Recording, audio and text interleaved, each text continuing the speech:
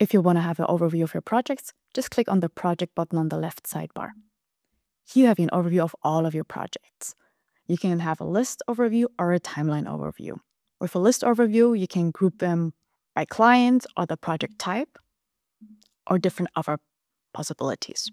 You can also sort your projects by clients, start or due date, and different progress bars. You can also add information in your overview, like the teams assigned to the projects, certain tags, a budget, or maybe the progress itself. The other overview is the timeline overview.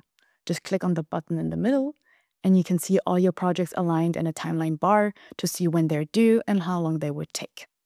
If you want, you can also create a project filter. Click on the filter button and add the information you need. Let's say we want to create a filter for all the ongoing projects of your marketing team. So you can select a team. Let's say, as we said, the marketing one. And let's say we use the status type of in progress. Set the filter. And if you want, you can save that filter as well for later use. And then you have an overview of all the ongoing projects of your marketing team. If you want to have that overview as well in your dashboard, just click on the dashboard button and add that widget. Use the list of projects and use the selected filter.